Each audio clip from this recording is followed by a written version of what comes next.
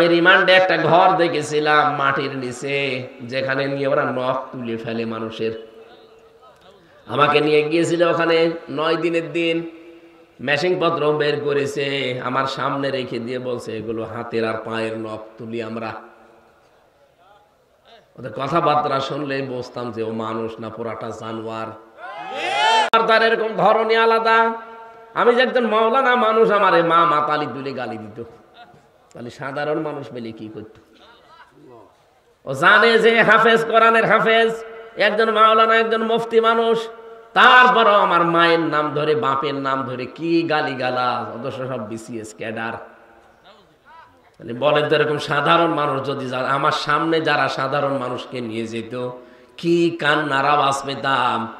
মাঝে মাঝে দেখতাম যখন হাত পায়ের নখ তুলে নিয়ে আসতো, কি কান্না। ওর কান্না দেখে আমি নিজে অজরে কাঁদতাম। একজনকে দেখেছিলাম চট্টগ্রামে বাড়ি, একটা কথাও বানিয়ে বলছি না, নিজের দেখা সব। এই যে হাতের তালু, এখান থেকে আস্তে করে ব্লেড দিয়ে কেটে দেয়। এরপর একটা মেশিন আছে ওদের কাছে, ওইটা ধরে চামড়া ছোট করে ফেলে, ওই চামড়াটা ধরে টান দেবে আস্তে করে, এগুলো পুরাটা গোল হয়ে চলে আসবে। জীবিত মানুষ এতটুকু দিয়ে শেষ করে যদি বলে যান ঠিক আছে আমরা ওষুধপত্র দেই না, আবার ওর উপরে লবণ দিয়ে দেয়। না, বাড়িতে তো থাকার কথা ওদের। অনেকে এখন তো ভুল বোঝাচ্ছে মেয়েদের যে ইসলাম যদি দেশে চলে আসে তোমাদের কিন্তু একেবারে প্যাকেট বন্দি করে ফেলবে। আরে ভাই, দেশে ইসলাম আসলে সবচাইতে বেশি নিরাপদে থাকবে, সম্মানে থাকবে মেয়েরা। এখন নিরাপদে আছে, সম্মানে আছে। ইসলামে দেশে আসলে আমাদের যে যৌতুক, এটা আগে বন্ধ হবে। আর এই যে বরযাত্রী খাওয়া, এটা বন্ধ হয়ে পরবর্তীতে চালু হবে অলিমা, নবীজি যেটা করেছিলেন। সুতরাং মেয়েরা যারা আওয়াজ শুনতে পাচ্ছেন, যারা যে দুর্বিসন্ধি নিয়ে আপনাদেরকে ওলট পালট বোঝা, কিচ্ছু বিশ্বাস করবেন না, ওগুলো সব ধান্দাবাজ। নতুন নতুন কিছু মুনাফিক পয়দা হচ্ছে এই দেশে এখন। আগে এগুলো ছিল গা ঢাকা দিয়ে। এই কিশোরগঞ্জে একজন আছে ফজু পাগলা, এটা আসলে একটা পাগল। আমার মনে হয় এর পাবনায় নিয়ে যাওয়া দরকার। আমি কালকেও পাবনা ছিলাম, দারুল আমান ট্রাস্টে। ওর পাশেই তো পাগলা গ্যারাজ। এর আগের বার গিয়ে আমি দেখতে গিয়েছিলাম ওদের যে দৃশ্য, সিনসিনারি। পাগল হলেই এরকম কিছু করা যায়। ইসলামের এই জোয়ার বাংলাদেশ না, America, voice of America report দিচ্ছে, আমেরিকার গোয়েন্দা সংস্থা যারা আছে তারা রিপোর্ট দিচ্ছে যে বাংলাদেশের তৃতীয় একটা শক্তি, বিশেষ করে ইসলাম, এরা বাংলার চেয়ারে আসার সম্ভাবনা সবচাইতে বেশি। ওরা কি আন্দাজে রিপোর্ট বানিয়েছে? আর ওরা কি আমার খালাতো ভাই, আমাদের দেখতেই পারে না। তার মানে রিপোর্ট একেবারে ফেলে দেওয়ার মতো না, 100% সত্য। কোরআনে কারিমেও আল্লাহ ওইটাই জানিয়েছেন, ওয়ারাইতান নাসা ইয়াদখুলুনা ফি দীনিল্লাহি আফওয়াজা। হে নবী, আপনি যখন দেখবেন যে আল্লাহর সাহায্য এসে গেছে, তখন আপনি বিজয় দেখতে পাবেন। ইযা জা নাসরুল্লাহি ওয়াল ফাত, যখন আল্লাহর সাহায্য আসবে তখন আপনি বিজয় পাবেন। বিজয়ের যে নমুনা আছে যতগুলো, তার 1 নম্বরে এই দলে দলে পালে পালে মানুষ ইসলামে প্রবেশ করবে। আপনি আগস্টের 5 তারিখের আগের জরিপগুলো দেখবেন, আর এই 4.5 মাস 5 মাস হয়ে গেল এই জরিপগুলো এখন দেখেন। এই আজকের জরিপ, এটা আমি আজকে দেখলাম ভয়েস অফ আমেরিকা, আমেরিকার গোয়েন্দা সংস্থা যারা আছে তারা রিপোর্ট দিচ্ছে। আর আপনি রিপোর্ট মানবেন না, মানে কাজ হয়ে গেলে তখন মানবেন। তারা জানাতে চাচ্ছে যে আগস্টের 5 তারিখের আগে এই দেশে মানব 100 জনের মাত্র 15 জন মানুষ কোরআনের বিধান কায়েম হোক এটা চাইতো। মাত্র 15 জন। কত? 100 জনের? হ্যাঁ, জবান খোলেন না কেন? 100 জনের। কিন্তু জানুয়ারি মাস থেকে 1 তারিখ থেকে আরম্ভ হয়েছে। এখন রিপোর্ট পাওয়া যাচ্ছে এই দেশে 100 জনের 58 জন মানুষ চাচ্ছে কোরআনের বিধানে দেশে কায়েম হোক। গতকাল আমিরে জামাত ডক্টর শফিকুর রহমান ছিলেন রাকিব, বরিশাল। একজন হিন্দু, ওনার আগে দেখলাম বক্তব্য দিচ্ছে, কি হালদার যেন নাম, একটা হিন্দু নেতা। সে জানাতে চায় এটা যে এই দেশে জামাত হেফাজত এদের হাতে সংখ্যালঘু যারা আছে কোনোদিন নির্যাতনের শিকার হয়নি, নির্যাতনের শিকার হওয়ার সম্ভাবনা নেই। সুতরাং এদের কাছে যেহেতু কোরআন শরীফ আছে, কোরআন শরীফ এদের কাছে নেই, সুতরাং আমরা চাই এই দেশে কোরআনের বিধান কায়েম হোক, তাহলে আমরা নিরাপদে থাকতে পারবো। আপনি কারে কি বোঝাবেন, তারা সব বুঝে ফেলেছে। এই জন্য বিষয়ের যে ধারাবাহিকতা আমি 9টা পেয়েছি, তার ভেতরে প্রথমে মানুষকে দেখবেন দলে দলে পালে পালে ইসলামে আসতেছে। আমরা তো কিছুই বলি না, মানুষ এমনি আসতেছে। ও হিন্দু বেটারের জীবনে আমি কোনোদিন দাওয়াত দিয়েছি? ওর বিবেকের তাড়নায় চলে আসছে। ও দেখতে পাচ্ছে যে 54 বছর তো দেখলাম। কে কথা বলে না কেন? বাবা চালিয়েছিল, স্বামী চালিয়েছিল, ভাবি চালিয়েছিল, বুবু চালিয়েছিল, চাচা 9 বছর চালিয়ে 10 বছর জেল খেটেছে, কিছুই করতে পারেনি। এখন শুধু কোরআনের নিয়ম নীতিটা বাকি আছে, এটা একটু দেখি কেমন লাগে। ওরা যেহেতু আওয়াজ তুলেছে, আর আমেরিকার মতো দেশ আন্দাজে কিছু বলার কথা না, যেহেতু রিপোর্ট দিচ্ছে তৃতীয় একটা শক্তি ঐক্যবদ্ধ হচ্ছে, আর আমরা দেখতেও পাচ্ছি কালকে আমিরে জামাত এবং শায়েখে চরমনায় যারা আছে সব এক হয়ে যায়নি। ছোটখাটো মলমালিল্য যা ছিল কালকে সব ধুয়ে মুছে শেষ হয়ে গেছে। আমরা চাই সবাই এক হোক। চর্মচোখে অন্তত যেন দেখে যেতে পারি যে 56,000 বর্গ মাইল কোরআনে কারিম দিয়ে চলছে। এটা রজব মাস। কি মাস? এই রজব মাসে আল্লাহ রাব্বুল আলামিন একটা নতুন রাষ্ট্র সাজাতে হলে কি কি করা লাগে সেই কর্মসূচি নবীকে শিখিয়েছিলেন এই মাসে। আজকে মনে হয় রজবের 23 তারিখ না 22 না 23 যেন, যাই হোক সামনে 27 তারিখ, যেটা এই তারিখে নবীকে আল্লাহ নিয়েছিলেন একাধারে 27টা বছর। 27 বছর তার গবেষণাগারে ল্যাবরেটরিতে বসিয়ে তিনি শিখিয়েছিলেন 14টা কর্মসূচি। আমরা কোরআনে কারিম থেকে, যেহেতু সামনে একটা সুন্দর সুখী এবং কল্যাণময় রাষ্ট্র গঠন করতে হলে কি লাগবে, ব্যক্তি পরিবার এবং সমাজ রাষ্ট্রে আল্লাহর নির্দেশ কি করা লাগবে, আমরা আজকে এটা রেকর্ড হচ্ছে। শুধু এই কয়জন মানুষ আমার সামনে না, এখন আমার সামনে পুরা বাংলাদেশ বসে আছে। সুতরাং এখান থেকে যে মেসেজ দেওয়া হবে সারা বাংলাদেশে লাইভ চলছে, ছড়িয়ে যাচ্ছে। কালকে আমার পাবনা দারুল আমান ট্রাস্টের আলোচনা ছিল। কি সমস্যা? কি ওই পেছনে না, ওদিকে থাক, এদিকে তাকান। আমার কালকের আলোচনা ছিল ফাইদা নুকিরা ফিন নাকুর, এই আয়াত থেকে গুরুত্বপূর্ণ বিষয় কালকে আমি এখান থেকে ডেলিভারি দিয়েছিলাম। আজকে আমরা নতুন একটা বিষয় কোরআন থেকে ডেলিভারি দেব ইনশাআল্লাহ। পুরা জাতিকে উদ্দেশ্য করে বলছি, সামনে নতুন রাষ্ট্র। যেহেতু খ্রিস্টানরা রিপোর্ট বানিয়েছে, আমরা তাদেরকে ঘুষ দেইনি। ঘুষ দিয়েছি? তারা কি আমাদের আত্মীয়?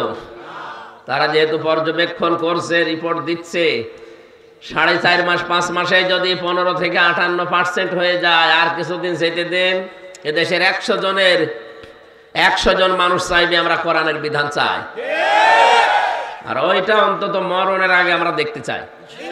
কথা বলে না কেন? এই জমিনের মালিক কিন্তু সরাসরি আমরা না, আল্লাহ তাআলা নিজে। এবং এই জমিনের মালিকও না, এই কোরআন শরীফের মালিকও না, সব মালিক আল্লাহ। আমরা এই জমিনে আছি কামলা হিসাবে। পৃথিবীতে 2টা কাতারকে আল্লাহ সবচাইতে বেশি ভালোবাসে, পছন্দ করে। কয়টা? আল্লাহ রাব্বুল আলামিন বলেন, ইন্নাল্লাহা ইউহিব্বুল্লাযীনা ইউকাতিলুনা ফী সাবিলিহি সাফফান কান্নাহুম বুনিয়ানুম মারসুস। সূরা সফের 4 নম্বর আয়াতে আল্লাহ জানিয়েছেন, অবশ্যই আমি আল্লাহ ভালোবাসি তাদেরকে যারা সীসা গলা প্রাচীরের মতো ঐক্যবদ্ধ হয়ে, কাতারবদ্ধ হয়ে আল্লাহর জমিনে আল্লাহর দ্বীনকে কায়েমের জন্য চেষ্টা চালায়।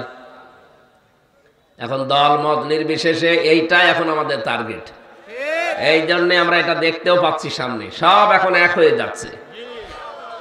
এই জন্যই কিছু জালেম পালিয়েছে, কিছু মুনাফিক আছে, আর রাম বাম কিছু আছে, এদের মাথা এখন খারাপ হয়ে গেছে। ওরা এখন ফতোয়া দেয় যে আজহারের মাহফিলে এত মানুষ হবে কোন কারণে? আরে ভাই, আপনি ডাক দিলে তো হয় না, আপনি ডাক দিলে তো কুকুরও আসে না।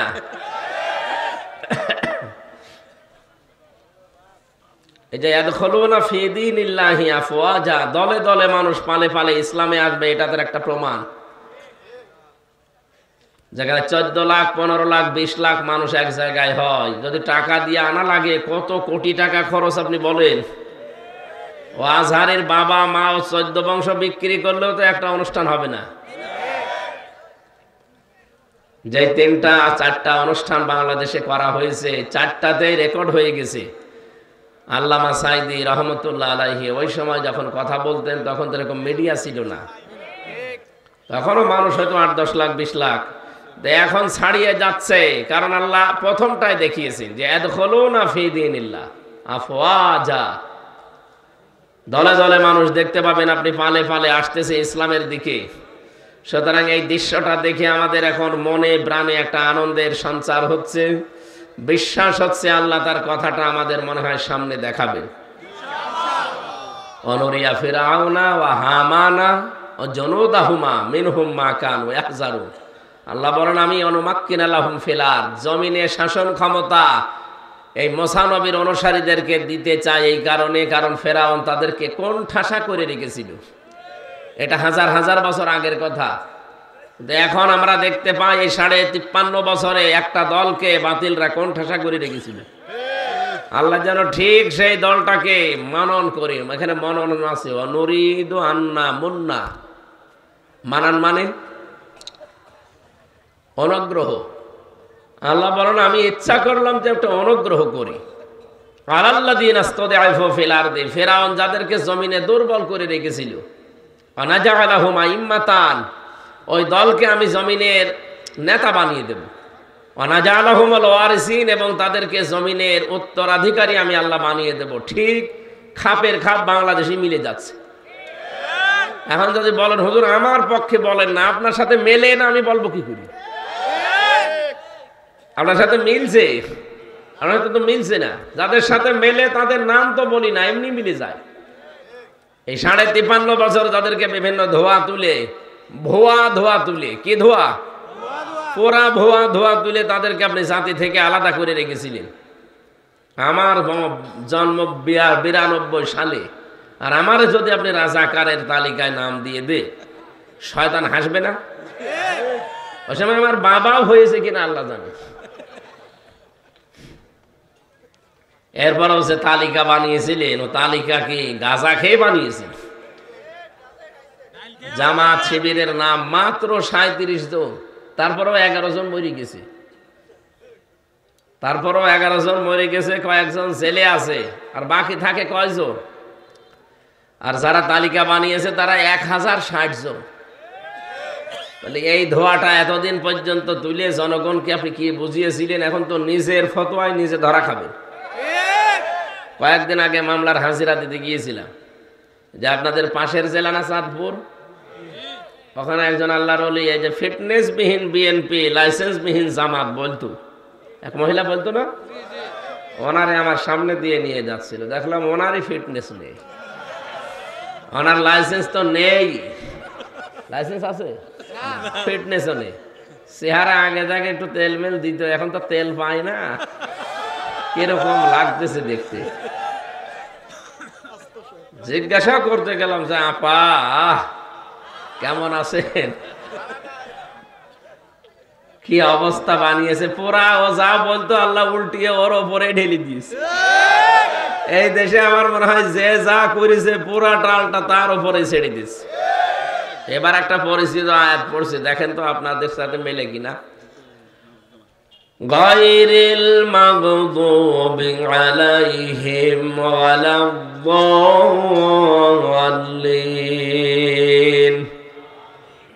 এটা শুনেছেন কোনদিন? প্রতিদিন অন্তত যদি ফরজ নামাজও পড়ে কেউ 17 বার করে পড়া লাগে এটা। কতবার? 1 মিনিট বাতাস দেন তো ভাই, কেউ 1 মিনিট দেবেন। এই জায়গায় একটু ঘেমে গেলে তো আবার এমনি জ্বর তো। 3 দিন প্রায় হয়ে গেল জ্বরে পড়ে আছে। কি সমস্যা? কি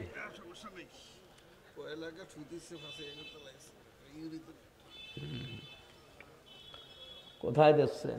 এই যে এই জায়গায় মুরব্বী মানুষ দরকার কি? আর কেউ নেই কমিটির?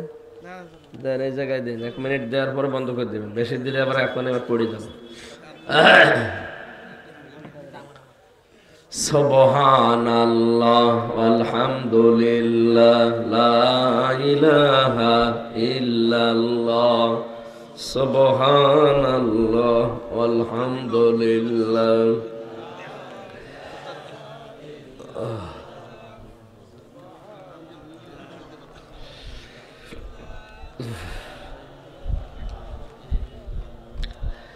লা ইলাহা ইল্লাল্লাহ মুহাম্মাদুর রাসূলুল্লাহ। এই যে গেটে যারা দাঁড়িয়েছেন, আপনারা কি ওই দলের লোক? কি কোন কারণে ওখানে দাঁড়িয়ে আছেন বলেন তো? আমরা কি বিবেক আছে না? কত মানুষ বসে আছে দেখতে পাচ্ছেন না? এদের সুন্দর করে এই জায়গাগুলো বসা যায় না। এই এখানে দাঁড়িয়ে আছেন কোন কারণে? বসেন। আর এই স্বেচ্ছা যাবো কি করেন? কি গেট থেকে সব বের করে দেন। কাউকে দাঁড়াতে দেবেন না ওখানে, সব বলেন যে বসেন।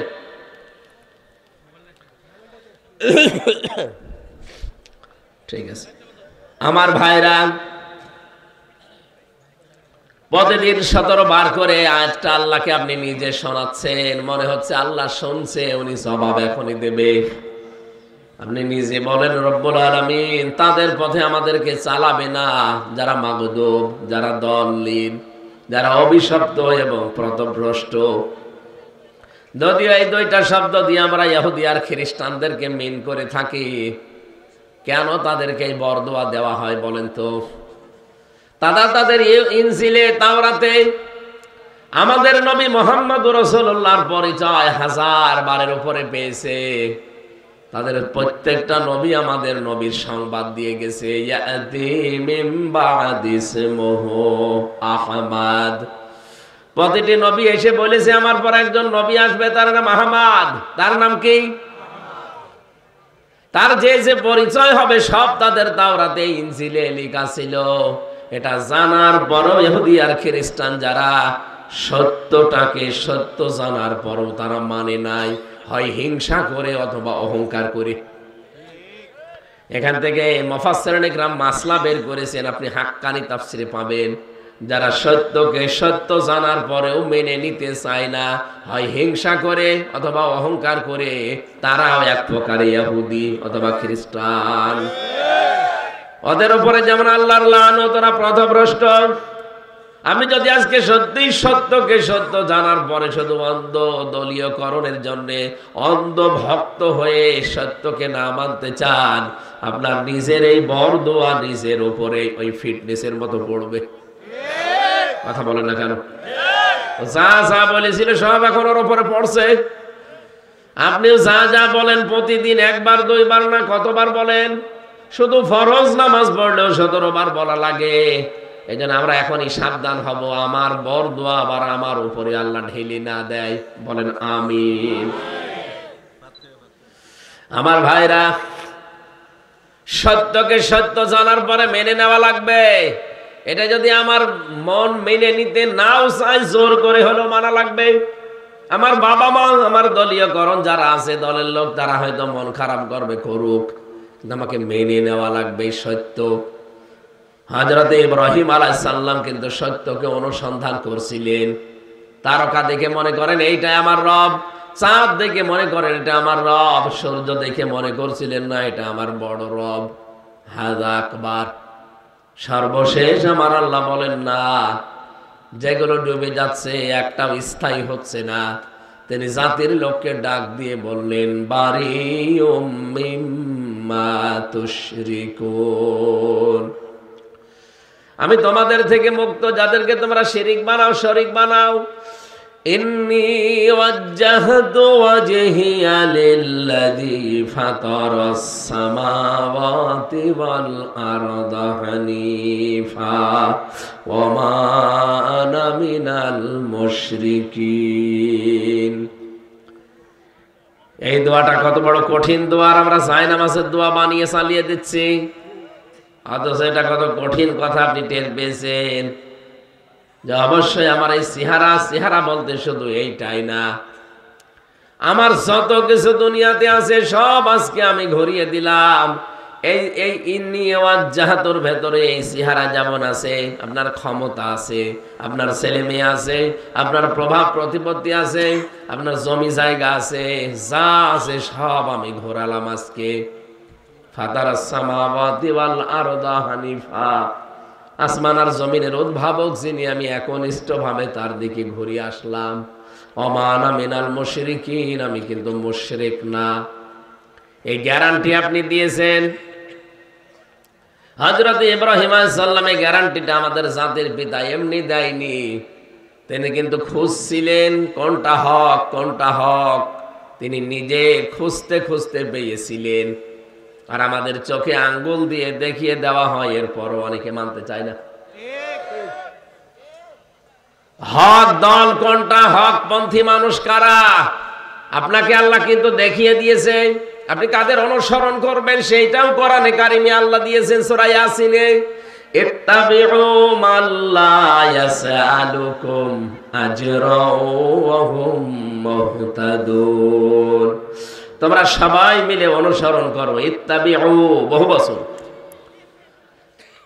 তোমরা সবাই মিলে অনুসরণ করো যারা তোমাদের কাছে আল্লাহর এই বাণী পৌঁছিয়ে দেয়, কিন্তু উজরত চাই না, পারিশ্রমিক চাই না। 2 নম্বরে তাদের গুণ পাওয়া যাবে অহুম মুহতাদুন, তারা হেদায়েতের উপরে আছে। বাংলাদেশের দিকে তাকান, অনেকে আমরা কোরআনে কারীম প্রচার করতে গিয়ে যারা দড় কষাকষি করি, যার প্রথম অর্থটা আমরা মিলাতে পারলাম না। 2টা গুণই আপনার ভেতরে থাকা লাগবে। 1 নম্বর, হয়তো আপনি হেদায়েতের পথে মানুষকে ডাকেন, ঠিক আছে, কিন্তু নিজে হেদায়েতের উপরে নেই।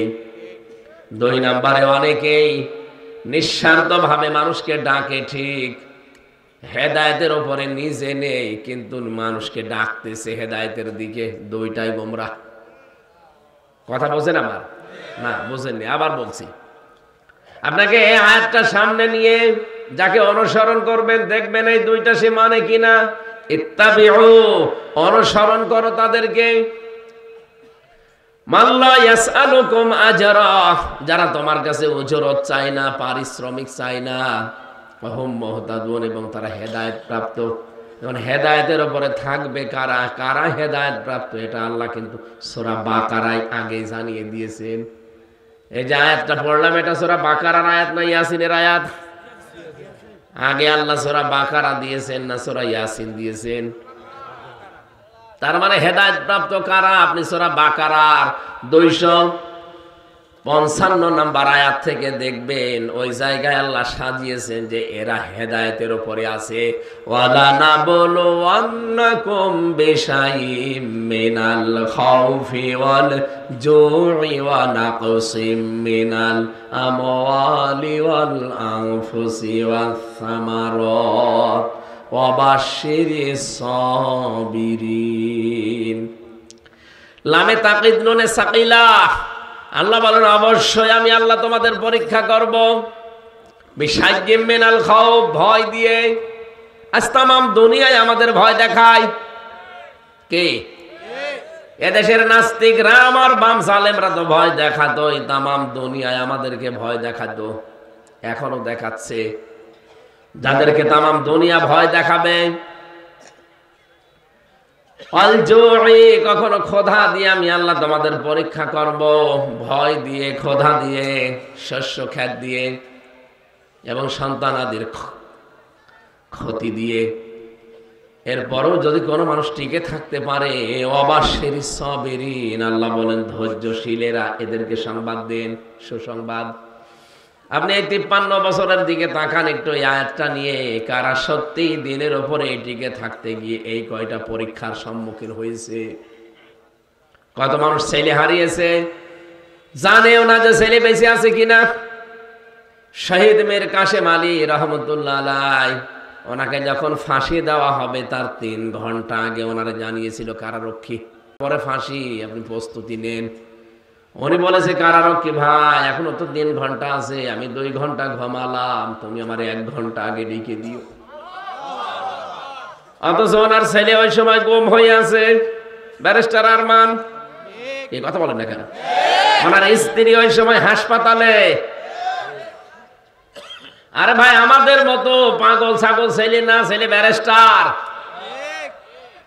এইরকম একটা ছেলে আজ গুম হয়ে আছে 8 বছর, ও জানেও না মরে গেছে না বেঁচে আছে, স্ত্রী হাসপাতালের বেডে পড়ে আছে। এরকম সংবাদ আসলে নিজের মরণের সংবাদ একদিকে, কোন আল্লাহর ওলি আছে দেশে যে সেই স্থির থাকতে পারবে বলেন? আমার রিমান্ডে নিয়ে 10 দিনের শেষের দিন অত্যাচার যা করার ওরা করেছে, শেষের দিন বলেছে যারা বলতে বলি এটা যদি না বলেন তাহলে আপনার বউ তুলে নিয়ে আনবো। আমি নরম হয়ে গেলাম না। ম্যাডাম তো অসুস্থ, সময় 7 মাস সন্তানের বয়স। বললাম ঠিক আছে যা ভালো লাগে করেন, আমার আর কিছু বলার নেই। আমি তো আলেম মানুষ, তারপরও নরম হয়ে গেছি। 10 দিন মাত্র রিমান্ডে, 10 দিনের দিন শেষ। আর ওনার স্ত্রী পড়ে আছে মরণ সজ্জায়, ছেলে গুম হয়ে গেছে, কেউ জানেও না, নিজেও মাত্র আর 3টা ঘন্টা পরে থাকবে না দুনিয়ায়।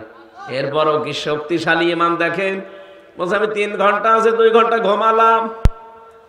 কারারক্ষী কুতুব ভাই উনি আমারও দায়িত্বে ছিলেন, আমারে মাঝে মাঝে বলতেন হামজা ভাই লোকটার ঘুম আসলো কি করি। আমি বললাম আপনি বোঝেননি, কিন্তু আমি বুঝেছি যে ঘুম কেন এসেছে। কোরআনে কারীম জানিয়েছে ইন্নাল্লাযীনা ক্বালু রাব্বুনাল্লাহু সুম্মা ইসতাকামু তাতানাজ্জালু আলাইহিমুল মালায়েকা। অবশ্যই যারা এই কথা বলতে পারে আমার রব আল্লাহ, এতটুকু বলেই শেষ করে দেয় না, যারা এর উপরে টিকে থাকতে পারে। রব্বুল আলামিন বলেন তাতানাজ্জালু আলাইহিমুল মালায়েকা। তাতানাজ্জালু এটা মোজারে, বর্তমান ভবিষ্যৎ প্রেজেন্ট ফিউচার। মালাকুন দেয়নি, মালায়েকা বহু বচন দিয়েছেন। আল্লাহ বলেন এদের বিপদে আপদে পড়লে আমি আল্লাহ হাজারো ফেরেশতা পাঠিয়ে দেই। কি বলে ফেরেশতারা জানো? আল্লাহ তাখাফু ওয়ালা তাহজানু, কোনো ভয় নেই, কোনো চিন্তা নেই। কিসের ভয় করেন, কিসের চিন্তা? আপনার ছেলে নিয়ে চিন্তা হয় যে গুম হয়ে গেল ছেলেটা, বউ নিয়ে চিন্তা হয় যে বউ হাসপাতালে পড়ে আছে, দলীয় লোকজন নিয়ে চিন্তা হয় যে এরা অনেকে পালিয়ে বেড়াচ্ছে, অনেকে জেলে আছে, ব্যবসা প্রতিষ্ঠান নিয়ে ভয় হয় যে কি হবে এগুলোর। কোনো অসুবিধা নেই, ওই যে জান্নাত দেখা যাচ্ছে চলে যান, বাকি সবগুলোর দায়িত্ব আল্লাহ নিয়ে নিয়েছে। এটা যদি ফেরেশতারা কানের কাছে না বলতো আমার তো বিশ্বাস জীবনেও ঘুম আসার কথা না, কারণ আমি তো নিজে ভুক্তভোগী। জেলখানায় সবচেয়ে বেশি চলে ঘুমের বড়ি, কারণ ওখানে কোনো কাজ নেই, তারপরও ঘুম আসে না। একটা মানুষ বছরের পর বছর পড়ে আছে কিন্তু ঘুম নেই, এইটা ঘুমের বড়ি খাওয়া লাগে। আমি কত বড়ি খেয়েছি আল্লাহ জানে আর আমি জানি। অথচ তারপর আমার বাবা মা শ্বশুর শাশুড়ি তো ধনী মানুষ, আমার স্ত্রীকে আল্লাহ যা দিয়েছে, আমার শ্বশুর শাশুড়ি, আমার মা বাবা, আমি না থাকলে ওর কোনো অসুবিধা নেই। মেয়ে আছে ওই সময় 2টা, ওগুলো নিয়ে সে ভালোভাবে আর একটা বিয়ে করে চলতে পারত। আমার কোনো চিন্তা নেই তাদের নিয়ে, তারপরও আমার ঘুম আসতো না। 3টা বছরে ফাঁসির কন্ডেম ছেলে কতদিন না ঘুমিয়ে কাটিয়েছি আমি জানি আর আল্লাহ জানি। সারা রাত জাগা, 1 সেকেন্ড ঘুম আসে। অথচ লোকটার মাত্র 3 ঘন্টা হায়াত আছে আর 2 ঘন্টা ঘুমিয়ে গেল। কারারক্ষী বলছে ঠিক যেন ঘুমিয়েছে। আমি তাকে ডাকলাম 1 ঘন্টা আগে, কারণ 7টার সময় আমার ডিউটি, ওনার 10টায় ফাঁসি, 3 ঘন্টা মাঝে আছে। ওনারে বললাম যে মাত্র আর 3 ঘন্টা, আপনি প্রস্তুতি নেন। উনি বলছে 3 ঘন্টা অনেক সময়, আমি 2 ঘন্টা ঘুমিয়ে গেলাম। ঠিক 2 ঘন্টা ভালোভাবে ঘুমিয়েছে। 1 ঘন্টা আগে ওনারে আমি ডাক দিলাম, স্যার ওঠেন, আপনার মরণের সময় হয়ে গেছে। আমি দেখলাম ঠিক ভালোভাবে উঠলো ঘুম থেকে, গোসল করে ওযু করে 2 রাকাত নামাজ আদায় করে বলছে আমি প্রস্তুত আছি, চলেন। এটা এমনি এমনি মুখে আসার কথা না, এটা ওয়াজ করে বোঝানো সম্ভব না যদি ওই জায়গায় আপনি না যান। এই আয়াত যে বলছে যে আল্লাহর ফেরেশতা এসে তার কানের কাছে সুসংবাদ দেয় যে কাউকে নিয়ে আপনার চিন্তা নেই, কিসের ভয় আপনার, সবগুলোর দায়িত্ব আল্লাহ নিয়েছে। ওয়াবশিরু বিল জান্নাহ, ওই যে জান্নাত, ওর সুসংবাদ গ্রহণ করেন। আল্লাতী কুনতুম তুআদুন, যার ওয়াদা আল্লাহ করেছে। নাহানু আউলিয়াউকুম ফিল হায়াতিদ দুনিয়া, দুনিয়ায় আপনাদের বন্ধু আমরা ছিলাম। ফিল আখিরা, আখিরাতেও থাকবো। ওয়ালাকুম ফিহা মা তাশতাহি আনফুসুকুম ওয়ালাকুম ফিহা মা তাদউন, এমন জান্নাতে প্রবেশ করাবো যেখানে চাওয়ার আগে জিনিস পাওয়া যায়। পৃথিবীতে এমন কোন বাগান আছে যে বাগানে প্রবেশ করলে চাবেন তার আগেই পাওয়া যাবে? না, নেই। চাবেন এরপরও দেরি হবে। আল্লাহ বলেন জান্নাত এমন ভাবে আমি বানিয়েছি আমার মুমিন বান্দা বান্দীদের জন্য যে চাওয়ার আগেই পাওয়া যাবে। আপনি চাবেন, মনের ভেতরে শুধু কামনা আসবে, সঙ্গে সঙ্গে সামনে চলে আসবে। কেন এটা জানো? নজলাম মিন গফুরির রহিম, এটা দয়াময় আল্লাহর পক্ষ থেকে একটা বিশাল মেহমানদারি। বলেন সুবহানাল্লাহ। আমি যেটা বোঝাতে চাচ্ছিলাম এ পর্যন্ত এসে, আল্লাহ পাক বলেন এইভাবে যারা বিপদে আপদে পড়ে, ছেলে হারিয়েছে, মেয়ে হারিয়েছে, সম্পদ হারিয়েছে, ব্যবসা প্রতিষ্ঠান হারিয়েছে, সব কিছু হারানোর পরেও যে মানুষগুলো হাসি মুখে, দেখবেন হাসি মুখ তাদের। এত কিছু যে হারিয়ে গেল, আমার তো কিছুই হারায়নি, তারপরও আমার চিন্তায় শেষ নেই। আর ওদের সব হারিয়ে গেল, এরপরেও চেহারার দিকে তাকালে মনে হয় যে কিছুই হারায়নি, নিশ্চিন্তে বসে আছে। আজকে আমি ইন্টারনেটে কাদের মোল্লা সাহেবের একটা চিঠি পড়ছিলাম। উনি যেই দিন ফাঁসি হবে সেদিন ওনার সকালবেলা স্ত্রী দেখতে গেছে, বিকালে ওনার স্ত্রীর নাম, ডাক নাম ছিল পিয়ারি। যে দেখে জেলখানার ওই কন্ডেম সেলের ভেতরে ঠিক উনি চা খাচ্ছে বসে। কি গো, তুমি এখন চা খাও? মাগরিবের নামাজ কিছুক্ষণ আগে পড়লাম, আমি আজকে রোজা ছিলাম, রোজা রাখা অবস্থায় আমি ইফতার করে খাবার খেয়ে এখন চা খাচ্ছি, শুনলাম নাকি রাত 10টায়।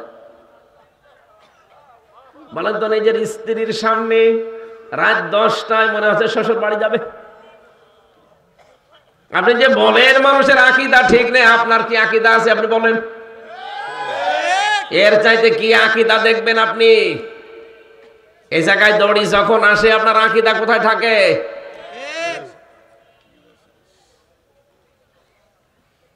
ডাক দিয়ে বলছে, পিয়ারি আমাকে মাফ করে দিও, তোমার হক হয়তো আদায় করতে পারিনি, আজকে আমি আল্লাহর সাথে দেখা করতে যাচ্ছি। সারা দিন আমি রোজা ছিলাম, আমি যে ইফতারি করে খাবার খেয়ে একটা চা খাচ্ছি, এইটাই মনে হয় আমার শেষ খাওয়া। দুনিয়ার খাবার আমার আর কপালে জুটবে না, কারণ আর মাত্র কয়েক ঘন্টা পরে আমারে ডাকবে। ওরা বিভিন্ন খাবার নিয়েছিল, যেগুলো খান বলছে না, দুনিয়ার এই খাবার আমার আর ভেতরে ঢুকবে না। মনে হচ্ছে জান্নাতের খাবার আমার আল্লাহ তার সামনে মেলে ধরেছে।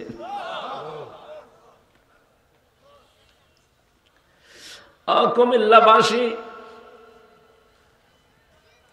আল্লাহ রাব্বুল আলামিন এমনি কাউকে শাহাদাতের মরণ দেয় না। وَلِيَعْلَمَ اللَّهُ الَّذِينَ آمَنُوا وَيَتَّخِذَ مِنكُمْ شُهَدَاءَ। সূরা আলে ইমরানের 140 নম্বর আয়াতের মাঝের অংশে আছে, আল্লাহ বলেন যাকে আমি ভালোবাসি, যার জীবন যৌবন আমার পছন্দ হয়, যার কাজকর্ম অ্যাক্টিভিটিস যে হ্যাঁ আমার পছন্দ হয়েছে, তখন আমি তাকে সাধারণভাবে মরণ দেই না, শাহাদাতের মরণ দিয়ে ধন্য করি। কেন শাহাদাতের মরণ দেই জানো? এই যে এই লোকটা যদি এখন মারা যায়, যদি ঈমান নিয়েও মারা যায়, কবরে দিয়ে দেবেন, ঘুমিয়ে পড়বে, শেষ, আর কিছু নেই আগে পরে। কিয়ামতের দিন সিংহায় ফৎকার দেওয়ার পরে উনি উঠবে। কিন্তু লোকটা যদি শহীদ হয়ে মরে, উনি ঘুমাবে না, কবরে যাওয়ার পরে আল্লাহ নিজে ওকে খাওয়াবে। এই জন্য শহীদদের ব্যাপারে এত কড়াকড়ি কথা আল্লাহ কোরআনে দিয়েছেন, যারা শহীদ হয় তাদেরকে মৃত বলা যাবে না। ওয়ালা তাকুলু লিমান ইউকতালু ফি সাবিলিল্লাহি আমওয়াত বাল আহইয়াউ ওয়ালাকিন লা তাশউরুন। রব্বুল আলামিন সূরা বাকারার ভেতরে জানিয়েছেন যারা শহীদ হয় তাদেরকে মৃত বলবা না, যে মরে গেছে, না, এরা মরে না, এরা জিন্দা, তোমরা বোঝো না। তাই মানুষ যেহেতু মুখ দিয়ে কথা বলে, এই জন্য আল্লাহ মুখের উপরে নোটিশ দিয়েছেন। মুখের পরে মানুষ যেহেতু দিমাগ দিয়ে চিন্তা করে, এই জন্য আল্লাহ দিমাগের উপরে নোটিশ দিয়েছেন। ওয়ালা তাহসাবান্নাল্লাযীনা কুতিলু ফি সাবিলিল্লাহি আমওয়াতা বাল আহইয়াউন ইনদা রাব্বিহিম ইরযাকুন। সূরা আলে ইমরানের 169 নম্বর আয়াতে আছে, ধারণাও করবা না যে আমি আল্লাহর জন্য যারা জীবন দেয় ওরা মরে গেছে, ধারণাও করবা না, বলা তো যাবেই না মুখ দিয়ে, ধারণাও করবা না। কারণ কি? কারণ তারা জীবিত এবং তারা আমি আল্লাহর কাছে রিজিক পাই। কুমিল্লাবাসী বলেন তো, ঘুমিয়ে থাকলে খাওয়া লাগে? কথা বলেন না কেন? ঘুমাবে তো এই লোকটা যে ঈমান নিয়ে মরে গেছে, ঘুমিয়ে পড়বে। ফেরেশতারা বলবে নাও ঘুমিয়ে যাও। দোলা ভাই যেভাবে আপা নিয়ে ঘুমায় ওইভাবে ঘুমিয়ে যাও, কিয়ামতের দিন একবারে উঠবা, এই শেষ, ওনার আর কিছু নেই। কিন্তু শহীদ হয়ে যে মানুষ মরবে, ওদেরকে আল্লাহ বলেন ঘুমাবে না, ওরা জীবিত। আর জীবিত থাকলে, জেগে থাকলে খাওয়া লাগে। এই জন্য আল্লাহ নিজে তাদেরকে খাওয়ান। দুনিয়ার খাবার দিলে শহীদদের অসম্মান হবে, আল্লাহ নিজে জান্নাতের খাবার কিয়ামত পর্যন্ত খাওয়ান। শহীদের যে খাবার খেলে মানুষের যে কি তৈরি হয়, রক্ত। কি মানুষ খাবার খেলে কয়েকটা জিনিস ভেতরে তৈরি হয়। এক নম্বরে খাবার খেলে পিত্ত রস তৈরি হয়। খাবারের নির্যাস দিয়ে আমরা কিন্তু যে নির্যাসটা বের করি খাবার থেকে, চুষে চুষে ওটা দিয়ে আল্লাহ নির্যাস বানায়, পিত্ত রস। ওটা এত দামি, পারায় কারিমে বিজ্ঞান প্রমাণ করেছে। এর ভেতরে যে খাবার যতক্ষণ থাকবে, ওই পিত্ত রস ওই নালী দিয়ে, ওই নাড়ি দিয়ে আস্তে আস্তে ফোঁটা ফোঁটা পড়তে থাকবে। যতক্ষণ খাবার পেটে আসে পড়বে, ওটা হজম হবে। খাবার যখন পেটে না থাকবে, আপনার ওই পিত্ত রসের ওই থলিটা হঠাৎ আল্লাহ নিজের পক্ষ থেকে বন্ধ করে দেবে। আল্লাহ এটা বোঝাতে চেয়েছেন যে আমি কিন্তু অপচয় করি না। এটা যেহেতু দামি জিনিস, আমি অপচয় করি না। আমি শুধু ফতোয়া দিয়ে শেষ করে দেইনি, আমি দেখিয়েছি যে আমি অপচয় করি না। এটা নির্যাস তৈরি হবে প্রথম খাবার, যে খাবারই খান তার প্রথম ওইটা দিয়ে নির্যাস, এরপরে তৈরি হবে ওইটা দিয়ে মল, এরপরে ওখান থেকে তৈরি হবে প্রসাব, এরপরে তৈরি হবে রক্ত, এরপরে তৈরি হবে চর্বি। বিভিন্ন জিনিস অর্গান তৈরি হতে থাকে এর ভেতরে। এই মাথা থেকে শুরু করে পা পর্যন্ত ৭০,০০০ তার আছে। কম্পিউটার যদি এখানে এটা না ভিড়িয়ে কম্পিউটার ভিড়ান, আমি আপনাকে একটা একটা করে সব দেখাতে পারবো। এই অক্সিপিটাল লব আছে এখানে, প্যারাইটাল লব আছে এখানে। মাথার ভেতরে প্রায় 18টা জিনিস ঘুরপাক খাচ্ছে। এক একটা জায়গায় প্রায় 6টা করে জিনিস আছে। কেউ চিন্তা করে, কেউ দুঃখ করে, কেউ আনন্দ করে। এক একটা জিনিস এখানে আছে, কেউ দেখে। রব্বুল আলামিন বলেন খাবার খাবার পরে রক্ত যেহেতু তৈরি হবে, এই রক্তগুলোই শরীরে ছড়িয়ে যাবে, তখনই আপনি বল পাবেন। রক্ত যদি ছড়িয়ে না যায় তাহলে আপনার বল পাবেন না। মানুষের খাবার খেলে রক্ত তৈরি হয়, এই জন্য শহীদ যারা, এরা যেহেতু খাবার খায় তাহলে রক্ত লাগবে। এটার প্রমাণ দিয়েছেন হযরতে হামজার জীবনীতে। আমি তার জীবনী পড়িতে গেছি। তিনি শহীদ হওয়ার প্রায় 30 বছর পরে তার কবর ভেঙে গিয়েছিল। মদিনায় একটা বিশাল ঢল হওয়ার কারণে তার কবর ভেঙে যায়। ওই সময় যারা তার সাথে যুদ্ধ করেছে এখন তারা প্রায় মুরব্বী হয়ে গেছে। রক্ত অনুসন্ধান করতে করতে গিয়ে দেখে 30 বছর আগে মুহাম্মদুর রাসূলুল্লাহ আপন চাচা হযরতে আমির হামজা, কাফেররা যেখানে যেখানে তাকে কোপ দিয়েছিল ওই জায়গাগুলো দিয়ে ফিনকি দিয়ে তাজা রক্ত বের হয়ে চলে আসছে। কুমিল্লাবাসী বলেন তো, যদি খাবার না খাবে তাহলে রক্ত আসলো কোত্থেকে? কথা বলেন না কেন? এই জন্য ফেরেশতাদেরকে দিয়ে আল্লাহ সুসংবাদ জানায় তাদেরকে, যে মানুষগুলো এই পরীক্ষায় উত্তীর্ণ হয় আর যারা একথা স্বতঃস্ফূর্ত ভাবে বলতে পারে, আল্লাযীনা ইযা আসাবাতুহুম মুসিবাহ ক্বালু ইন্না লিল্লাহি ওয়া ইন্না ইলাইহি রাজিউন। আমরা মনে করি এটা মানুষ মরিয়ে যাওয়ার দোয়া। কে বলেছে আপনাকে? কঠিন বিপদ আপদ যখনই আসবে মানুষের, যদি ইমানদার লোকটা হয় মুখ দিয়ে আকস্মিক ভাবেই বের হয়ে যাবে, জবান খুলে বের করেন ক্বালু ইন্না লিল্লাহি ওয়া ইন্না ইলাইহি রাজিউন। এই বিপদ আপদ মুসিবত আমার উপরে এসেছে, আমরা তো আল্লাহর জন্যই, আর আল্লাহর কাছেই আমরা ফিরে যাব। তখন সে সান্ত্বনা পায়। আরে ভাই, বিপদে আপদে কঠিন মুসিবতে যদি কোনো একটা অবলম্বন আপনি পান, দেখবেন একটা আলাদা অনির্বচন সুখ পাওয়া যায়। জেলখানার ভেতরে আমি মাঝে মাঝে কারারক্ষীকে বলতাম, ভাই একটু বই নিয়ে এসে দিন। 24 ঘন্টা তো তালা লাগিয়ে রাখেন এই ফাঁসির কন্ডেম ছেলে, কারোর সাথে কথাও বলতে দেয় না, আবার সিসি ক্যামেরা দিয়ে রেখেছে, কেউ যেন আমার দিকে না তাকায়। বাইরের যোগাযোগ তো 3 বছর পুরা বিচ্ছিন্ন। একটা বই মই এনে দেন, একটু পড়ি। বই এনে দেয় বঙ্গবন্ধুর আত্মজীবনী। ও ছাতা পড়ে করবো কেন?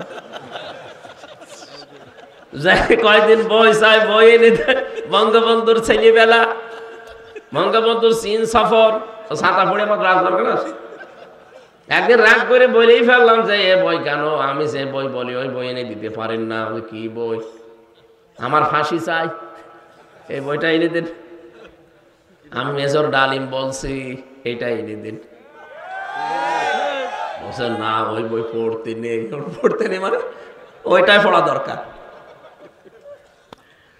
ওখানে ভেতরে তো টাকা চলে না, চলে সিগারেট। সিগারেটের প্যাকেট দিলে বিভিন্ন জিনিস পাওয়া যায়। এক হিন্দু কারারক্ষী, ওর তো আর ইমান বিমান নেই। ওর নাম ছিল সুব্রত বালা। এরপরে আরো কয়েকটা হিন্দু আমার দায়িত্বে ছিল, দেবদুলাল, অসিত কুমার, আরো নাম আমার মনে। 3 বছর একাধারে খালি হিন্দুই পেতাম, তো এই কারণে মনে আছে নামগুলো। এরকম একজন পেয়েছিলাম, ওই সাতক্ষীরার ওদিকে করে বাড়ি যেন। এর তো আর আল্লাহ রসুল বলে কোনো চিন্তা ভাবনা নেই, ওর দুনিয়াকে মজা লেলো এই ধান্দায় আছে। পরে একদিন বললাম, শোনেন, কাছে তো তাকানো যাবে না, সিসি ক্যামেরা আছে, এক কাজ করেন, এটিএম আজহারুল ইসলাম আছে ওই যে পাশের বিল্ডিং এ, আপনি ওনার কাছে গিয়ে বলবেন যে আমির হামজা কিছু বই চেয়েছে, যদি বইগুলো দেয় আপনি একটু চুরি করে আমারে দিয়ে যাবেন, কারণ আমি জানি যে ওনার কাছে বই আছে। পরবর্তীতে উনি বই পাঠিয়েছে আমারে চুরি করে। কারাগারে রাত দিন জয়নব আল গাজালির বলেছে আমির হামজারে বড় বেটা ভালো করে পড়তে। আমি 1 বার 2 বার নাই, 3 বছরে প্রায় 7 বারের ওপরে বইটা শেষ করেছি। কয়েকটা মহিলার ঘটনা ওখানে লেখা আছে যে তাদের ঈমান কি। জয়নব আল গাজালি একজন মহিলা, তার যে ঈমান এবং তার ভাইয়ের যে ঈমান পুরাটা পর্দা। আমার মনে মনে মাঝে মাঝে নিজেরে তৃপ্তি আসতো, আল্লাহ, একজন মহিলা মানুষ যদি এরকম পরীক্ষা দিতে পারে, আমি একজন পুরুষ মানুষ, যখন একটু শান্তি পেতাম। এরপরে পাঠিয়েছিল প্রোডাক্টিভ মুসলিম, এটা অনেক সুন্দর বই, যারা পড়াশোনা করেন, জ্ঞান অর্জন করতে চান, বইটা কিনে নেবেন। প্রোডাক্টিভ মুসলিম, পারিবারিক জীবন থেকে আন্তর্জাতিক জীবন পর্যন্ত পুরোটা সাজানো আছে। এটা একটা তৃপ্তি পেতাম বইগুলো পড়লে।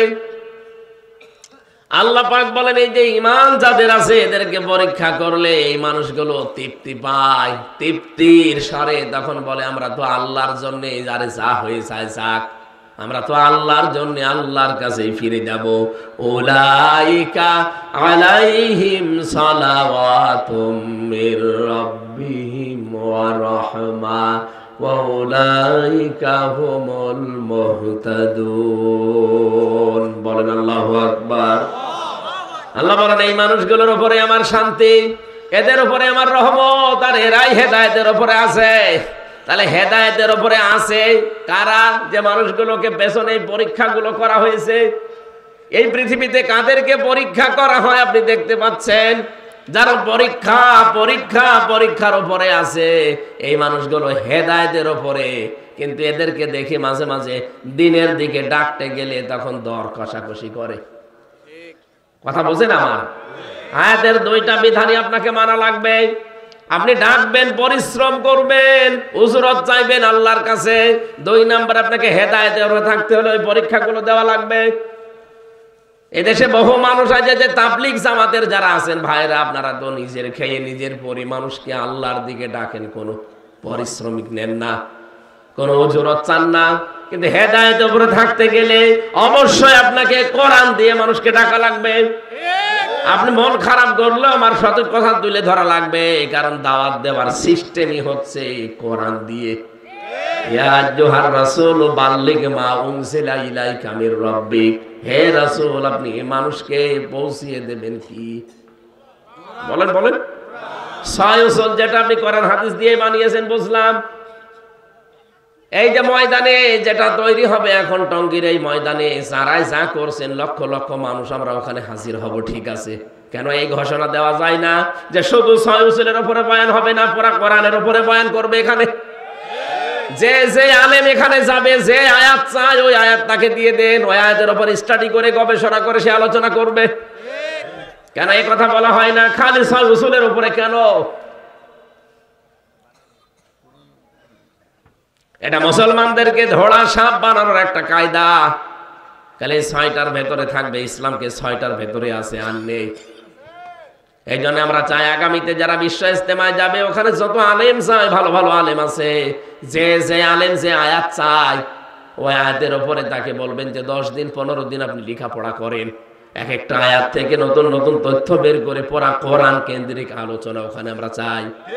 ওখানে সুদের বিরুদ্ধে আপনি বক্তব্য দেবেন, ঘুষের বিরুদ্ধে দেবেন, দুর্নীতির বিরুদ্ধে দেবেন, চাঁদাবাজের বিরুদ্ধে দেবেন। ওখানে আপনি জুলুম অত্যাচার নির্যাতনের বিরুদ্ধে দেবেন, মানুষের তৈরি করা আইনের বিরুদ্ধে দেবেন। এইটাই তো নবীজি করতেন। তা আপনি কোন তাবলিগ করেন? তাবলিগই তো এইটা যে আমার সামনে চাঁদাবাজি হবে আর আমি বলবো যে যা করছে করুক, লা ইলাহা ইল্লাল্লাহ। আজকে সকালে যশোরে 50 লাখ টাকা চাঁদা চেয়েছে, দেয়নি, তাকে কি পিটানো পিটাচ্ছে দেখলাম।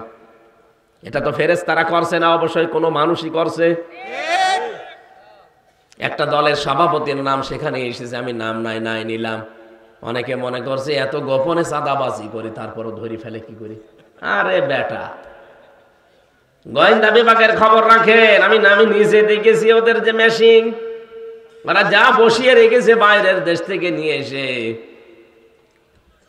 আপনি মনে করেন আমি রাত 12:30টার সময় গেলাম নারায়ণগঞ্জের বন্দরে চাঁদা চাইতে, কেউ জানে না। মিডিয়া জেনে ফেললো কি করে, আর গোয়েন্দারা জানলো কি করে? আরে ভাই, রিমান্ডে নিজে দেখেছি, সত্যি কথা যে কোরআন শরীফ সামনে আমি বলছি, আপনি পায়খানায় বসে বসে কি করেন তা ওরা দেখতে পায়। হ্যাঁ, এমন মেশিন ওদের কাছে আছে। ওই জালেমরা ইসরায়েল থেকে নিয়ে এসেছিল, সেটা তার নিয়ে যেতে পারেনি। এখন যারা দায়িত্ব আছে তারা ব্যবহার করছে। আপনি মনে করছেন আমি কেউ জানে না, এত রাতে সব ঘুমিয়ে পড়েছি আর এরা জানলো কি করি? আরে ভাই, 24 ঘন্টা ওইটা ওদের সামনে। বাংলাদেশ ওদের একেবারে নখদর্পণে, একেবারে হাতের এই মুঠার উপরে, কে কি কোথায় সব দেখতে পায়। আমি ধরা পড়ার একদিন পর সাতক্ষীরা থেকে মাওলানা আমিরুল ইসলাম বেলালি আমার বাড়িতে কল দিয়েছে। ওই নাম্বার কেউ জানে না, কার নামে তোলা নাম্বার তাও আমি জানি না। উনি কল দিয়ে জানিয়েছে যে হামজাকে বলবা যদি যোগাযোগ করতে পারো, হামজাকে জানাবা সে যেন অন্তত এই কথাগুলো না বলে। ও আল্লাহ, সকালবেলা দেখছে ভিডিও আকারে আমার দেখাচ্ছে। আর আপনি বলছেন আমি রাত 12:30টায় গেলাম চাঁদা চাইতে, কেউ তো জানে না। কেউ জানে না কে বলিস আপনাকে? আমি গোয়েন্দাদের সাথে কথা বলি মাঝে মাঝে, ওরা বলছে হুজুর দেশটা আমরা পর্যবেক্ষণে রেখেছি, শুধু দেখছি যে কে কি করে। তারেক জিয়া এমনি রেগে যাচ্ছে, উনি ও টের পাচ্ছে। উনি যে বলছে না, কালকেও বক্তব্য দিয়েছে তারেক জিয়া যে আপনারা থামেন, ক্ষমতায় কি আমরা চলে এসেছি, এখনই আপনি আরম্ভ করেছেন, একটু থামেন না কেন? এখনো দেশটা জনগণের হাতে, ওরা কিন্তু সব দেখতেছে কে কি করে। আপনি একটু জরিপ চালান। কালকে একজন মহিলার জরিপ দেখলাম, তার কাছে সাংবাদিক জিজ্ঞাসা করছে আপনি কাকে চান, বলছে আমরা যাই চাই, চাঁদাবাজকে চাই না। অলরেডি আপনি বদনাম করে ফেলেছেন নিজের। আর আপনি বলেন না বাবা শাহজালাল, মদের কাছে কুত্তা বিড়াল সব হালাল।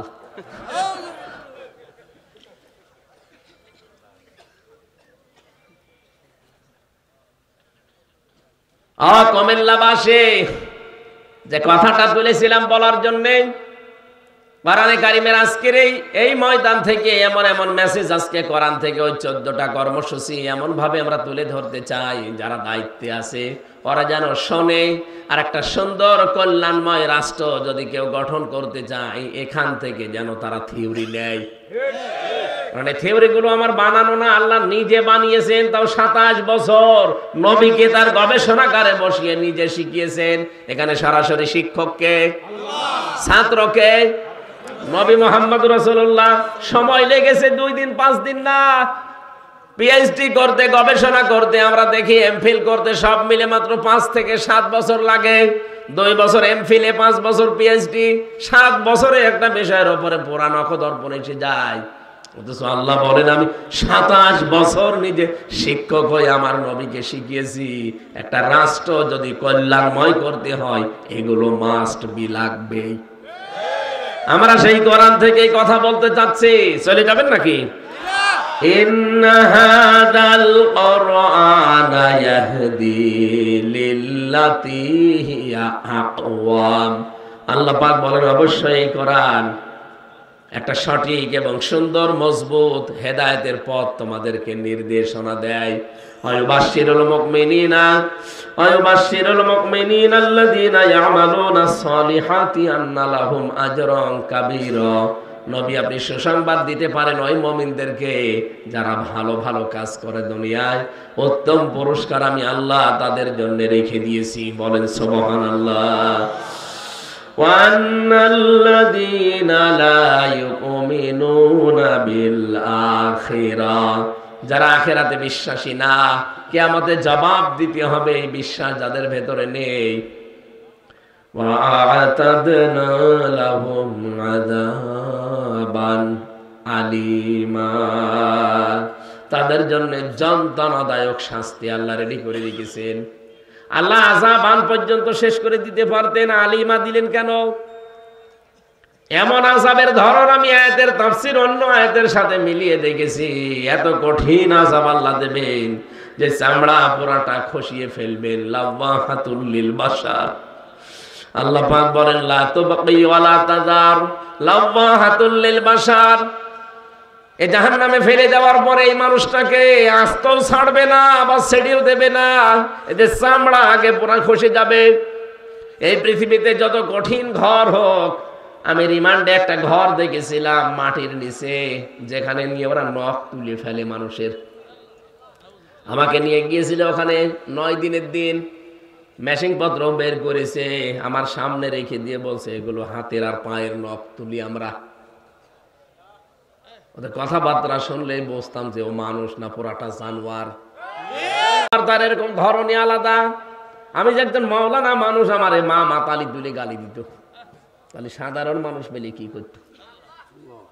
ও জানে যে হাফেজ, কোরআনের হাফেজ, একজন মাওলানা, একজন মুফতি মানুষ, তারপরও আমার মায়ের নাম ধরে, বাপের নাম ধরে কি গালি গালা, অথচ সব বিসিএস ক্যাডার। বলেন তো এরকম সাধারণ মানুষ যদি আমার সামনে যারা সাধারণ মানুষকে নিয়ে যেত, কি কান্নার আওয়াজ পেতাম। মাঝে মাঝে দেখতাম যখন হাত পায়ের নখ তুলে নিয়ে আসতো, কি কান্না। ওর কান্না দেখে আমি নিজে অজরে কাঁদতাম। একজনকে দেখেছিলাম চট্টগ্রামে বাড়ি, একটা কথাও বানিয়ে বলছি না, নিজের দেখা সব। এই যে হাতের তালু, এখান থেকে আস্তে করে ব্লেড দিয়ে কেটে দেয়। এরপর একটা মেশিন আছে ওদের কাছে, ওইটা ধরে চামড়া ছোট করে ফেলে। ওই চামড়াটা ধরে টান দেবে আস্তে করে, এগুলো পুরাটা গোল হয়ে চলে আসবে। জীবিত মানুষ এতটুকু দিয়ে শেষ করে যদি বলে যান ঠিক আছে আমরা ওষুধপত্র দেই না, আবার ওর উপরে লবণ দিয়ে দেয়। আমারে এরকম কঠিন অবস্থা করে নাই, কিন্তু আমারে টাঙিয়ে রেখেছিল, মাজায় দড়ি দিয়ে আমারে 11 ঘন্টা টাঙিয়ে রেখেছিল।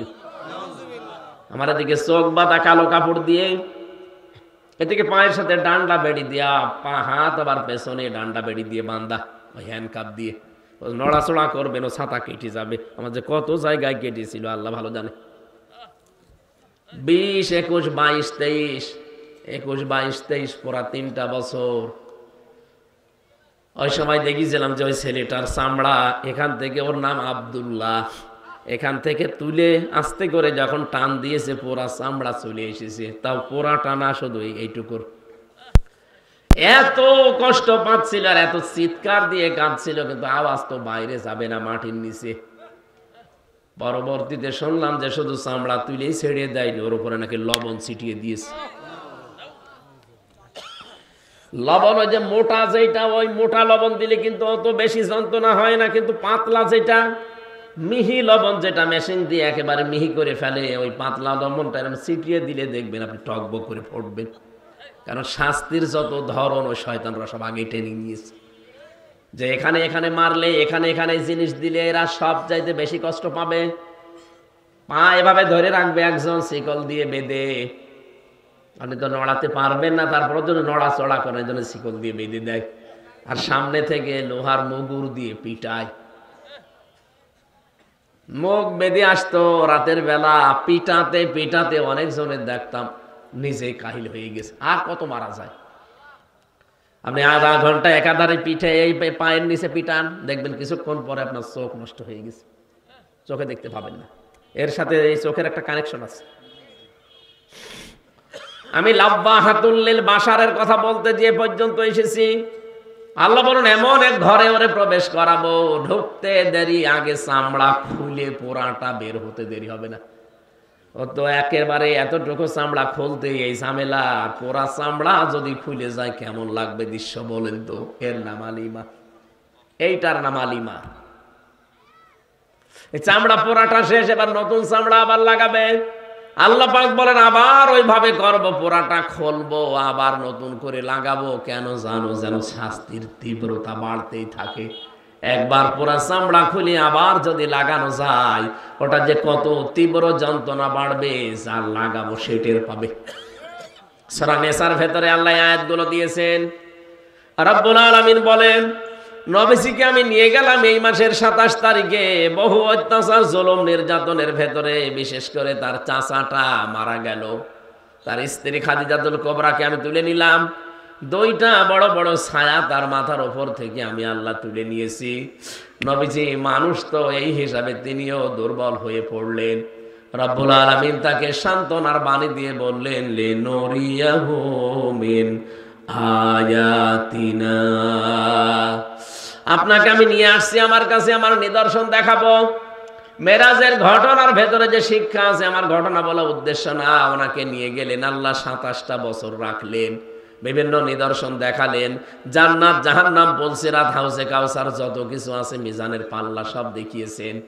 আল্লাহ পাক বলেন, নবী দাঁড়ান, আপনাকে আজ একটা নতুন জায়গায়, আপনি যেহেতু হিজরত করা লাগবে, নতুন একটা রাষ্ট্রের প্রধান হবেন আপনি।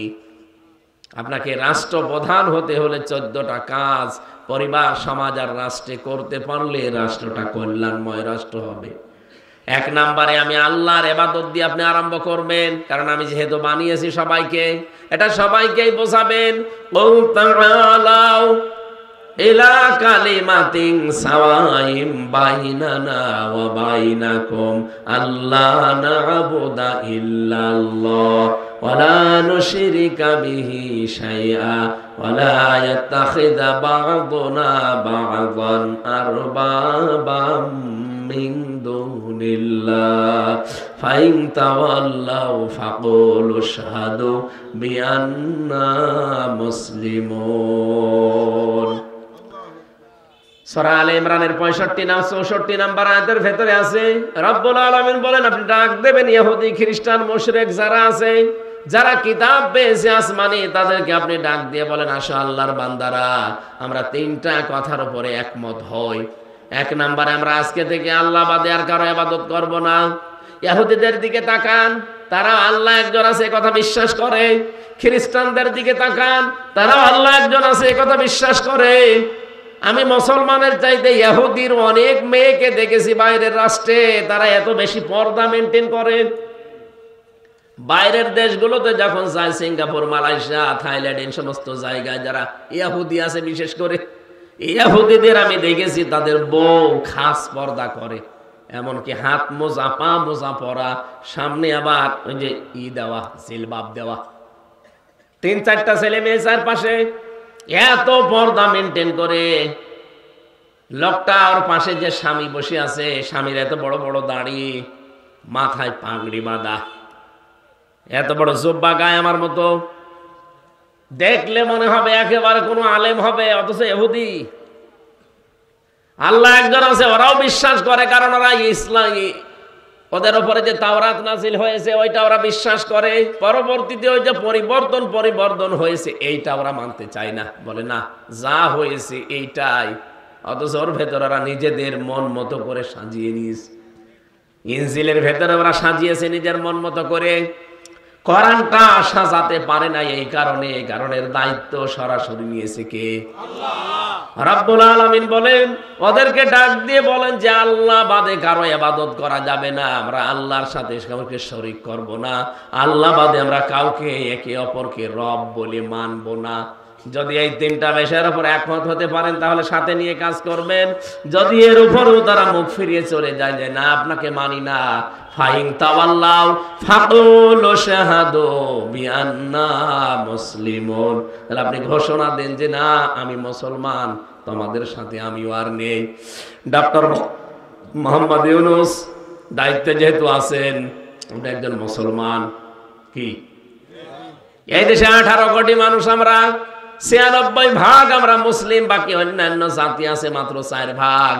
সবাইকে আপনি আহ্বান জানান যে মেরাজে এই মাসে, এই সবে মেরাজ, এটা এই মাসে রজব মাস, বিশ্ব নবীকে আল্লাহ 14টা জিনিস শিখিয়েছিলেন। তার প্রথমে আমার আল্লাহর একাত্মবাদ, দাসত্ব।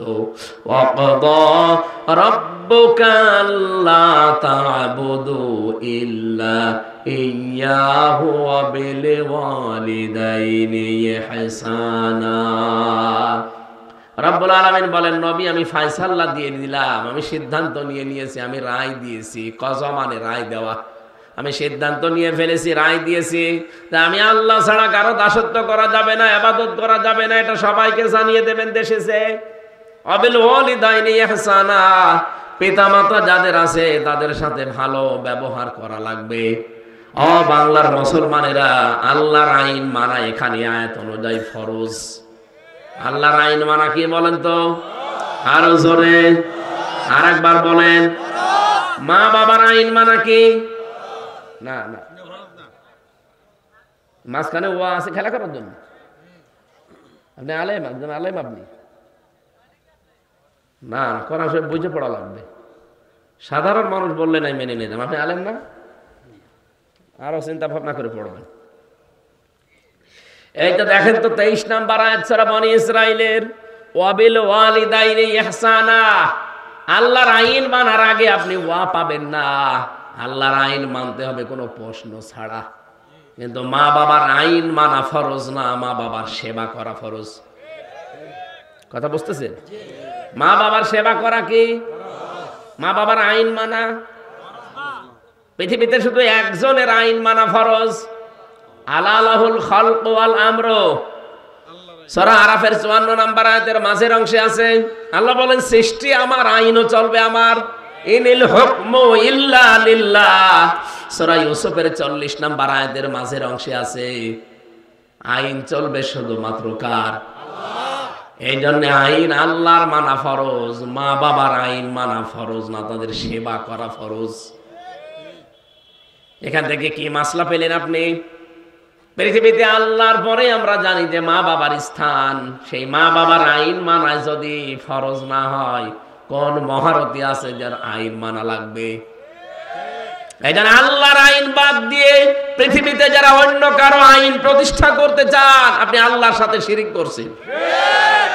আমরা তো এই কথার বিপক্ষে, আপনার সাথে মিল নেই আমার এই কারণে। আপনি মানুষের তৈরি করা আইন প্রতিষ্ঠা করতে চান, আর আমি প্রতিষ্ঠা করতে চাই আল্লাহর আইন।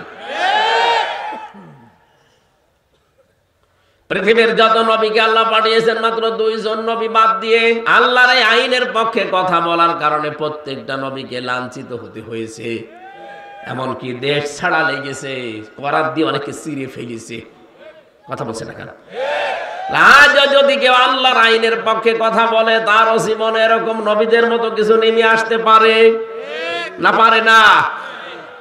এই জন্য আমাদের উচিত হবে এখন থেকে যেহেতু এই দেশটাকে আমরা সুন্দর করে কল্যাণময় রাষ্ট্র হিসাবে গঠন করতে চাই, মাস্ট বি আমাদের অবশ্যই এই কাজ হবে যে আমরা আল্লাহর আইনের পক্ষে কাজ করব। আল্লাহর আইনের পক্ষে যেতে গেলে যদি ওটা আমার দুলাভাই হয় হোক, যদি দুলাভাই না হয় না হোক, কারণ আমি চাই আল্লাহর আইন দেশে কায়েম হোক। যারা আল্লাহর আইনের বিপক্ষে আছে ওরা যদি আমার বাবাও হয়, ও বাবাকেও আমি মানি না। সিদ্দিক আকবর আবু বকর সিদ্দিক রাদিয়াল্লাহু তাআলা আনহু বদরের যুদ্ধ থেকে বাড়িতে আসলেন, দেখলেন ছেলে এসেছে। হযরত আবু বকরের ছেলে ডাক দিয়ে বলেন, বাবা আমি কিন্তু যুদ্ধে তোমাকে আমি 3 বার পেয়েছিলাম, তোমার কল্লা কেটে ফেলতাম, কিন্তু আমি করি নাই, তুমি আমার বাবা, এই জন্যে। হযরত আবু বকর বলে, সন্তান তুমি ছিলে আবু সেহেলের দলে আর আমি ছিলাম মুহাম্মদের দলে, তুমি আমাকে 3 বার পাওয়ার পরও আমাকে কিচ্ছু বললে না বাবা বলে। সাফ করে কথা শোনো, ওই ময়দানে যদি আমি তোমাকে একবারও পেতাম, একবারই কল্লা উড়িয়ে দিতাম। এইরকম সময় আমার মনে হয় সামনে কোরআনের জন্য আসতে পারে। এক কথা বলছেন, কারণ আল্লাহ ছাড়া আমরা কারো আইন মানি না।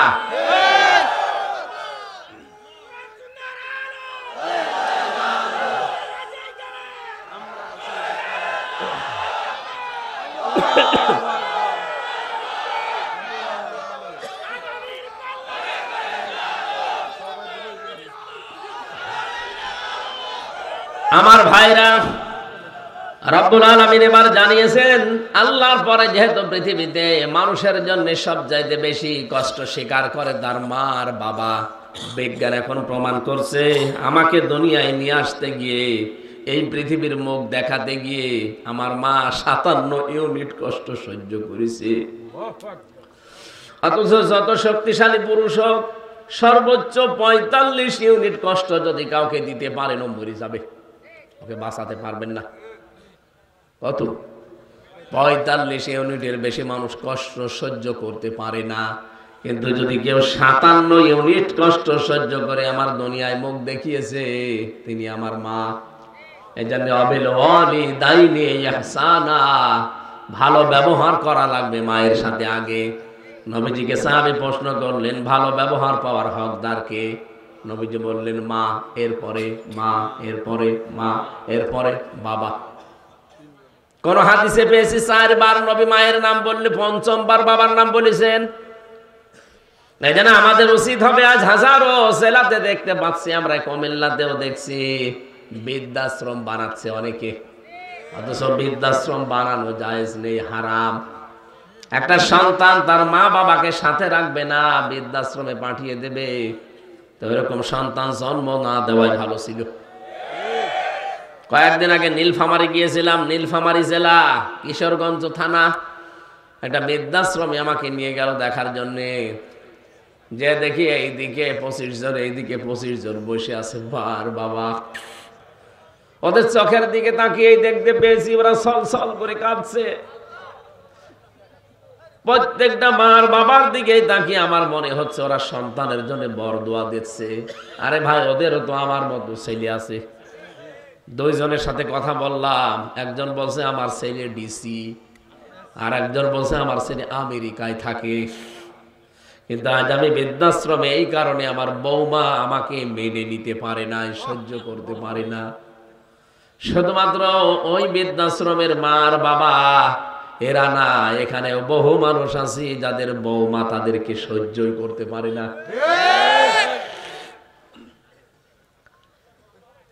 একবার রাঙ্গামাটি জেলায় ছিলাম, এই জেলে যাওয়ার আগে 19 সালের দিকে রাঙ্গামাটি থেকে আসার সময় লংগদু থানা, ওখান থেকে আসার সময় একবার দেখি এক বৃদ্ধাশ্রমে আমারে ঢুকিয়েছে।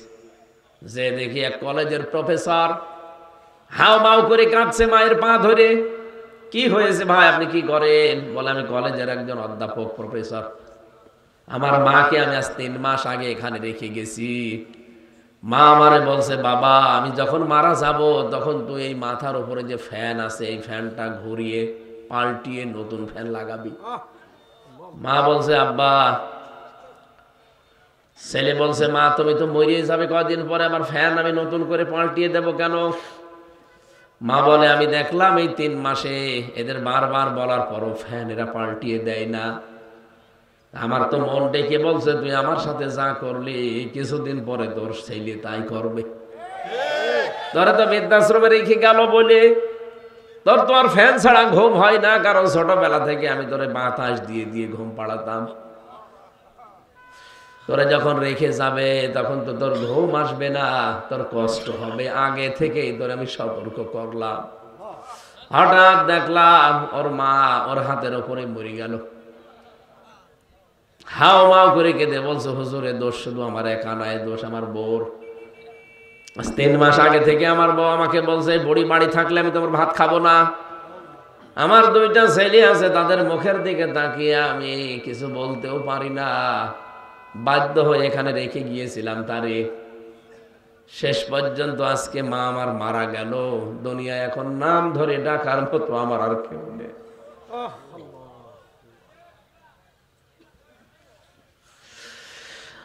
কুমিল্লাবাসী, আমার তো মনে হয় শুধু কলেজের অধ্যাপক না, এখানে আমরা হাজারো সন্তান বসে আছি যাদের কাছে মা বাবা ঠিক ওই রকমই। কথা বলেন, 5টা ছেলে, অথচ এক ছেলের বাড়িতেও খাবার হয় না, আলাদা করে রান্না করে লাগায় বুড়ির। অথচ এই 5টা ছেলেকে ওই বুড়ির পেটের ভেতরে রাখার জন্য আমার আল্লাহ কিন্তু ভাগ ভাগ করে দেয়নি। 5টাকে সে একা পেটে নিয়েছে। 5টা ছেলে মিলে একটা মাকে রাখতে পারে না। আজ হাজারো সন্তান কিন্তু আমরা ধরা খেয়ে যাব। আরে ভাই, আল্লাহ নিজের পরে মা বাবার নাম দিয়েছে, উনি আন্দাজে দেয়নি, বুঝে শুনে দিয়েছে। কারণ আল্লাহ জানে যে আমার পরে সব চাইতে বেশি কষ্ট করে ওর জন্য ওর মা আর বাবা। 25 বছর, 26, 27, 28 বছর পর্যন্ত আমার পেছনে শ্রম দিল এই 2জন। হঠাৎ করে পরের একজন মেয়ে এসে আমারে দখল করে নিল, মা বাবা ডিলেট। আমি কি বেশি বললাম? এরকম পরিবার দেশে নেই?